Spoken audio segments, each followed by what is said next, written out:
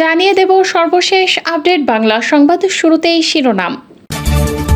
জাতিসংঘ ডামি সরকারকে স্বীকৃতি দেয়নি। নিরপেক্ষ সরকারের অধীনে পুনরায় নির্বাচনের আহ্বান মুখপাত্র অ্যান্তনিও গুতেরেসের।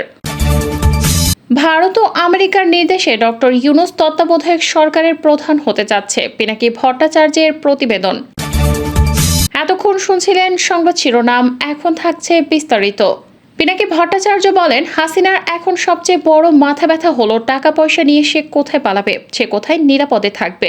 ইতিমধ্যে আপনারা সকলেই শুনেছেন, আমেরিকা থেকে বাংলাদেশের রেমিটেন্সের পরিমাণ অস্বাভাবিকভাবে বাড়ছে। এতদিন মধ্যপ্রাচ্য ছিল আমাদের রেমিটেন্সের ১ নম্বর উৎস। মধ্যপ্রাচ্যকে পেছনে ফেলে বাংলাদেশের রেমিটেন্স পাঠানোর উৎস হিসেবে আমেরিকার এই উত্থান শুধু বিস্ময়কর নয়, বরং সন্দেহজনক।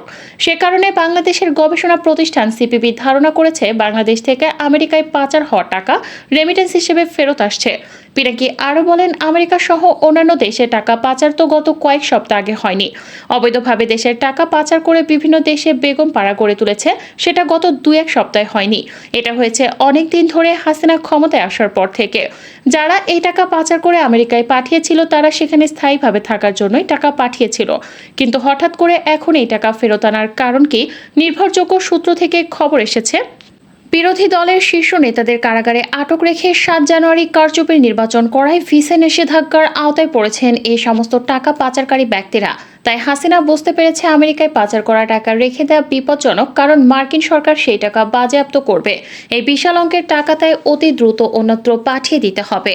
এখন প্রতিফলিত হচ্ছে আমেরিকা থেকে বাংলাদেশের রেমিটেন্স প্রবাহের বৃদ্ধিতে। যে বিশাল পরিমাণ টাকা বাংলাদেশ থেকে আমেরিকায় পাচার করা হয়েছিল, তার অল্প অংশ ফেরত আসছে রেমিটেন্স হিসেবে, আর বাকি টাকা সুইজারল্যান্ড বা অন্যান্য দেশে সরিয়ে নিচ্ছে। কিন্তু এইভাবে আমেরিকা থেকে টাকা অন্যত্র পাঠালে হাসিনা ও তার দলের লোকেরা টাকা ভোগ করতে পারবে না। যে টাকা আমেরিকা থেকে রেমিটেন্স হিসেবে সরাচ্ছে, সেই টাকা আমেরিকায় গিয়েছিল পাচার করা টাকা হিসেবে। এই অবৈধ অর্থ পাচার করাকে ইংরেজিতে বলে মানি লন্ডারিং। শুধু আমেরিকার আইনে না, বাংলাদেশের আইনেও মানি লন্ডারিং একটি শাস্তিযোগ্য অপরাধ। পৃথিবীর যে কোনো দেশে মানি লন্ডারিং একটা শাস্তিযোগ্য অপরাধ। টাকা যেহেতু রেমিটেন্স হিসেবে পাঠিয়েছে, তাহলে নিশ্চয়ই একটা ব্যাংকিং চ্যানেলের মাধ্যমে বাংলাদেশের কোনো একটা ব্যাংক অ্যাকাউন্টে টাকা পাঠিয়েছে, অর্থাৎ অ্যাকাউন্ট টু অ্যাকাউন্ট টাকা ট্রান্সফার হয়েছে। অ্যাকাউন্ট টু অ্যাকাউন্ট খুঁজে বের করা আমেরিকার গোয়েন্দা সংস্থার জন্য খুব সহজ ব্যাপার।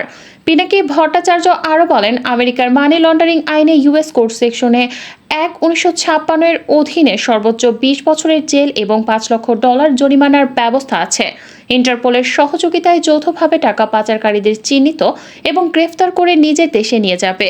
ইন্টারপোলের একটা খবরে বলছে, পৃথিবীর ২২টি দেশের সাথে সমন্বিত প্রচেষ্টায় ২০২১ সালের জুন থেকে সেপ্টেম্বরের সংগঠিত একটি অপারেশনে তারা মানি লন্ডারিংয়ের সাথে যুক্ত ১,০০৩ জন ব্যক্তিকে গ্রেফতার করেছে।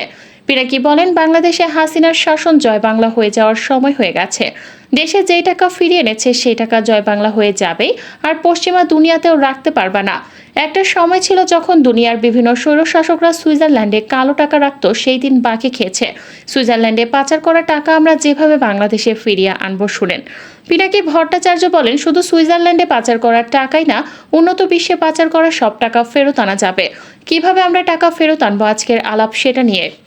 সুইজারল্যান্ড থেকে তৃতীয় বিশ্বের লুট করা টাকা ফেরত আনার যে পদ্ধতিগত আন্তর্জাতিক আইনি কাঠামো, তার নাম হচ্ছে স্টার বা স্টোলেন অ্যাসেট রিকভারি। এটা ওয়ার্ল্ড ব্যাংক এবং ইউএন এর একটা উদ্যোগ, যেখানে সুইজারল্যান্ড একটা অংশীদার। এটা গেল আন্তর্জাতিক উদ্যোগ। আর সুইজারল্যান্ডের নিজস্ব সংস্থা আছে সুইজারল্যান্ডের বার্নে, তার নাম টাস্ক ফোর্স অ্যাসেট রিকভারি। এটার কাছে বাটি চালান যাবে ছোট বড় সব চোরের জন্য। পিনাকি আরও বলেন, বাংলাদেশের সব মানুষ যারা সুইস ব্যাংকে টাকা রেখেছেন, আমরা প্রথমে বুঝতে পারবো না কার টাকা ক্লিন আর কার টাকা ডার্টি। তাই টাস্ক ফোর্স অ্যাসেট রিকভারি এর মধ্যে বাটি চালান করা হবে। আর যারা আওয়ামী লীগের বিভিন্ন পদ পাওয়ার জন্য কোটি টাকা দিয়ে পদ কিনেছেন, এখন ছাত্রলীগের পদ কোটি টাকায় বিক্রি হয়। এই পদে থাকার জন্য আপনাদের ফাইল করা হবে illicitly acquired assets of foreign politically exposed persons, সংক্ষেপে পিইপি। এই পদ্ধতিতে হাইতির সাবেক এক নায়ক দুভেলিয়ারের টাকা উদ্ধার করে হাইতিতে পাঠানো হয়েছে। ফিলিপাইনের মার্কোসের টাকা উদ্ধার করে ফিলিপাইনে পাঠানো হয়েছে। এটা যেই আইনে হয়, তার নাম federal act on freezing and restitution on illicit assets held by foreign politically exposed persons. সব টাকা আগে ফিক্স করা হবে। কিভাবে কাজ করতে হবে খুব সুন্দরভাবে গাইডলাইন দেওয়া আছে এই আইনে। যদিও শেখ হাসিনা এখন পর্যন্ত চীন এবং ভারত উভয়ের সাথে তার ভূ রাজনৈতিক সম্পর্কের ভারসাম্য বজায় রেখে চলেছেন, নয়াদিল্লি যুক্তি দিয়েছে যে বাংলাদেশে গণতন্ত্র ও মানবাধিকারের প্রতি মার্কিন চাপ শেষ পর্যন্ত তাকে দৃঢ়ভাবে চীনের দিকে ঠেলে দিতে পারে। এতে বৃহত্তর ইন্দো প্যাসিফিক কৌশল ক্ষতিগ্রস্ত হতে পারে। এই কৌশলেই মার্কিন ভারত অংশীদারিত্বের প্রধান ভিত্তি। বাইডেন প্রশাসন অবশ্য জোর দিয়ে বলেছে যে শেখ হাসিনার দীর্ঘমেয়াদে ভিন্নমত দমন এবং গণতান্ত্রিক চর্চা বাংলাদেশের দীর্ঘমেয়াদী স্থিতিশীলতার জন্য আরও বড় হুমকি। এরই ধারাবাহিকতায় নির্বাচনের 3 মাস আগে ভিসা বিধিনিষেধের ঘোষণা এসেছে যুক্তরাষ্ট্রের তরফে। জিম্বাবুয়ের ওপর মার্কিন যুক্তরাষ্ট্র যে ধরনের নিষেধাজ্ঞা আরোপ করেছে, বাংলাদেশের নির্বাচন পরবর্তী সময়ে সে ধরনের অর্থনৈতিক নিষেধাজ্ঞা সম্পর্কে সতর্কতা জারি করেছে দেশ ও দেশের বাইরে থাকা কোম্পানিগুলো। অপরদিকে শেখ হাসিনা বলছেন, বিএনপি এবং কিছু বিদেশি শক্তি বাংলাদেশে দুর্ভিক্ষ সৃষ্টির চক্রান্ত করছে। নিজস্ব নানা বৈচিত্র্যপূর্ণ স্বার্থের জন্য বিশ্বের প্রধান ভূ রাজনৈতিক খেলোয়াড়রা ক্রমাগত প্রতিদ্বন্দ্বিতা করে চলেছে। বাংলাদেশ ঘিরেও তাদের মধ্যে এই ধরনের যুদ্ধ শুরু হয়েছে। এখানে ভারতের অবস্থান বেশ অনন্য এবং পরস্পর বিরোধী, কারণ এটি তার সবচেয়ে গুরুত্বপূর্ণ মিত্র মার্কিন যুক্তরাষ্ট্রের পরিবর্তে তার ভূ রাজনৈতিক প্রতিদ্বন্দ্বী চীনের সঙ্গে দাঁড়িয়েছে। কিন্তু এই দেশগুলো কি অন্যান্য নির্বাচনের জন্য কোনো জবাবদিহিতার বিরোধিতা করে বাংলাদেশকে সম্ভাব্য মার্কিন অর্থনৈতিক নিষেধাজ্ঞা থেকে উদ্ধার করতে পারবে? তারা কি বাংলাদেশের গুরুত্বপূর্ণ পোশাক শিল্পের বিকল্প রপ্তানি গন্তব্য হতে পারবে কিংবা বিনিয়োগের প্রধান উৎস হতে পারবে?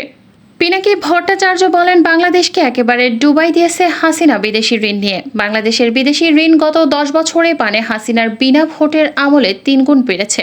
এখন মোট ঋণের পরিমাণ $96 বিলিয়ন। বাংলাদেশ ব্যাংকের রিজার্ভের তুলনায় 4 গুণ বেশি। তাহলে আমাদের আশেপাশের দেশগুলোর বৈদেশিক ঋণ গত 10 বছরে কত গুণ বাড়ছে একটু দেখে নেই। বাংলাদেশের ঋণ বাড়ছে 3 গুণ, পাকিস্তানের ঋণ বাড়ছে 101%, ইন্ডিয়ার বাড়ছে 83%, আর দেউলিয়া শ্রীলঙ্কার 119% ঋণ বেড়েছে। বাংলাদেশের বৈদেশিক ঋণের হার শ্রীলঙ্কার থেকে বেশি গুণে বেড়েছে। হাসিনা বিরাট চমৎকার হিসেব করে রেখেছে। 2023 সালে ঋণ শোধ করার জন্য ঋণের পরিমাণ রেখেছে খুবই কম। 2023 সালে ঋণ শোধ করতে হবে $2.7 বিলিয়ন। 2023 সাল পর্যন্ত ক্ষমতায় থাকতে হাসিনা যেন কোনো চাপ না পড়ে 2014 সালে ঋণ শোধ করতে হবে $3.28 বিলিয়ন। 2025 সালে শোধ দিতে হবে $4.02 বিলিয়ন। হাসিনা চালাকি করে ঋণ শোধের কিস্তি করেছে, আস্তে আস্তে বাড়িয়েছে। হাসিনা তেল ডিজেল কিনতে পারছে না, রপ্তানি আয় কমছে, তাই হাসিনা এক্সট্রা লোন শোধের টাকা পাবে না, তাই সে ফেলিয়ে থুয়ে বিদেশে পালাবে। পালানোর আগে দেশের যেটুকু রিজার্ভ আছে সেটা সুটকেসে নিয়ে ভাগবে। আমার আর আপনার উপর ঋণের বোঝা বয়ে বেড়াতে হবে। শুধু আমরাই না, আমাদের ছেলে মেয়েরও এই ঋণ শোধ করতে হবে। হাসিনার আগামীর কাফারা আমাদের এভাবেই দিতে হবে প্রজন্মের পর প্রজন্ম ধরে।